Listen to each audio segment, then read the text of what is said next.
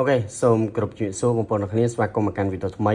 ថ្ងៃនេះគឺខ្ញុំមកនិយាយតទៅនឹងប្រភេទកាស copy របស់ Apple មិនរបស់ Apple ទេរបស់ចិនមួយទាំងគ្នាតែវា copy ពី Apple អញ្ចឹងបងប្អូនឃើញនេះគឺជាប្រភេទកាសមួយដែលទៅតែចេញថ្មីក្តៅនេះដែរទេវាគឺជាប្រភេទកាស AirPods 4ដែលវាអត់មានប៊ូតុងចុចដូច Series Pro ក៏ដូចជាប្រភេទ AirPods Generation នេះអញ្ចឹងវាថាច់នៅលើប្រអប់តែម្ដងបាទអានេះគឺជាកាសចំនួនចុងក្រោយមួយដែលល្អមែនទែននៅក្នុងការប្រើប្រាស់ហើយសម្រាប់កាសនេះផងដែរគឺវាមានមុខងារ function ពិសេសជាច្រើនជាពិសេសគឺអាចភ្ជាប់ជាមួយនឹង MacBook ក៏ដូចជា iPhone របស់បងប្អូនទាំងគ្នានឹងមកឆ្ងាញ់ដៃយកតែម្ដងហើយនៅក្នុងនោះគឺបងប្អូនទាំងគ្នាទទួលបានជាមួយនឹងមុខងារថ្មីជាច្រើនដែល Apple ទៅបំពាក់នៅលើគេហៅថាស៊េរីរបស់ខ្លួនណាហើយទៅតងជាមួយនឹងកាសនេះផងដែរបងប្អូនទាំងគ្នាគឺថ្មវាកាន់មែនទែនខ្ញុំតេស្តជាក់ស្ដែងទៅលើការប្រើប្រាស់វាកាន់ថ្មក៏ដូចជាសំឡេងបាសវាអែមហើយមុខងារផ្សេងដូចជាការ voice សំឡេងនៅលើ Telegram អីគឺ support ញាក់សាច់តែម្ដងហើយគ្រាប់កាសទូចងាយស្រួលនៅក្នុងការស្ដាប់មែនទែនកាសនេះគឺមានតម្លៃត្រឹម$22តែម្ដងព្រោះដោយសារតែវាគឺជាប្រភេទ copy ហើយបើសិនជា original អាចល្បាក់$200ស្ដើងសម្រាប់កាសនេះផ្ទាល់ផងដែរហើយចំពោះមុខងារផ្សេងបងប្អូនបានដឹងហើយវាគឺជាកាសមួយដែលបើសិនជាបងប្អូនធ្លាប់ប្រើអាស៊ីនណាបងប្អូនបានដឹងតែបើសិនជាបងប្អូនដែលធ្លាប់ប្រើទេខ្ញុំប្រាប់តែម្ដងទៅសម្រាប់អ្នកដែល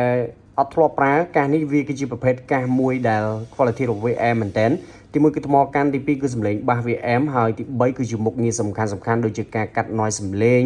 ការបន្ថែមការបុកបាសទៅលើកាសហ្នឹងក៏ដូចជាមុខងារ voice សំឡេងវាអែមមែនតើហើយអានេះគេហៅថាកាស AirPods 4 generation ឬក៏ហៅថាចំនួនទី4បងប្អូនគ្នារបស់ Apple